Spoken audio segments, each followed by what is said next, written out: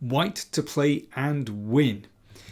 This is such a beautiful position. There are some lovely ideas here, so stick around, try and work it out yourself. But this is like a study. It could be a composition. Now, this is a game played between two young German players in the summer of 2023.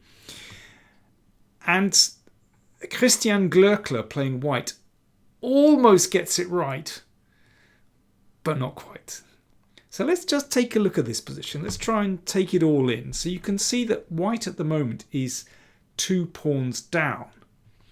But that black king at the side of the board, well, that might give you some ideas. How can we try and trap the king? If you check the king, it's going to escape. White can take one of the pawns back, but the king is completely safe.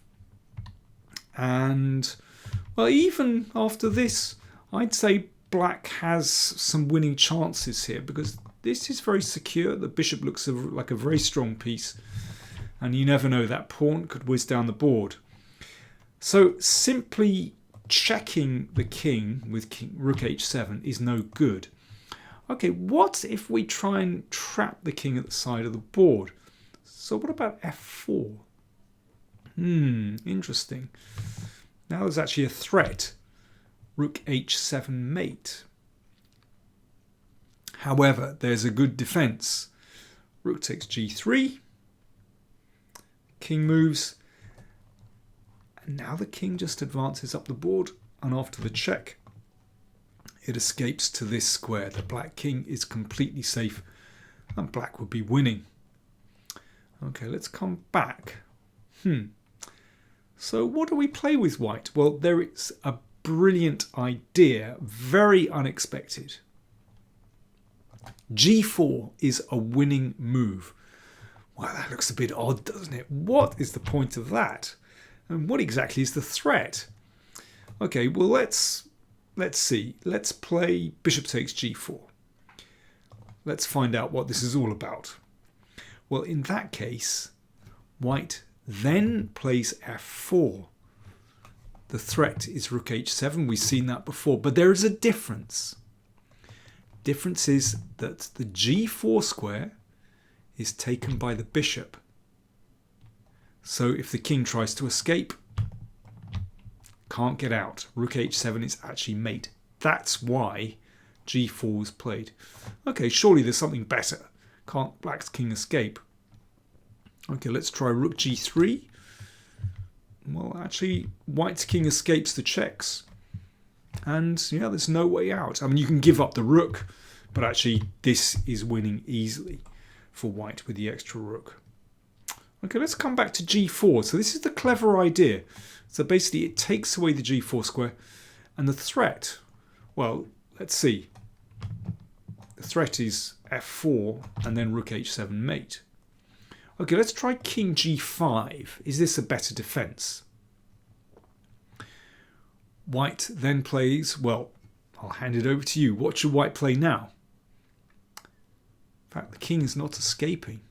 f3 is an excellent move. Let's find out what the threat is. Okay, supposing black plays rook a2, preventing the king marching up.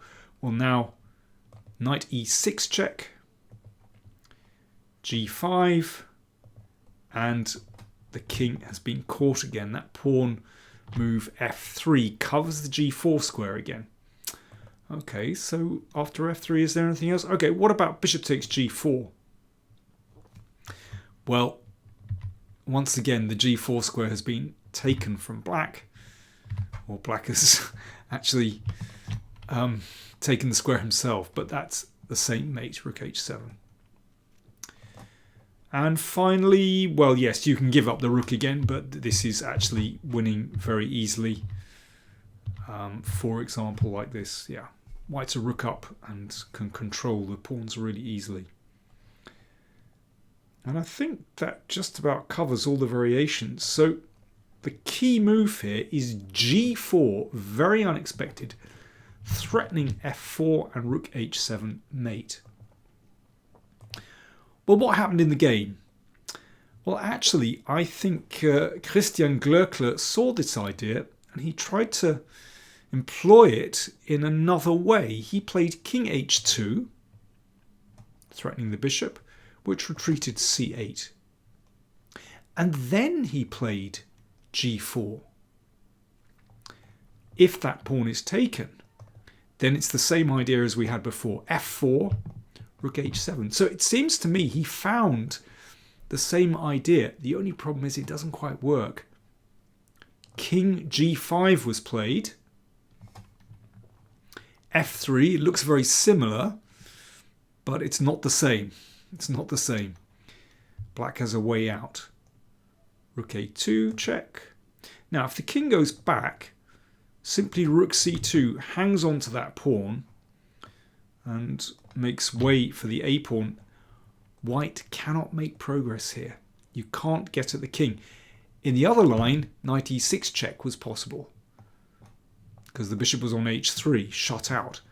But with the bishop on c8, it's not happening, and actually black is just winning that position. In the game, white played king h3. Okay, this looks serious.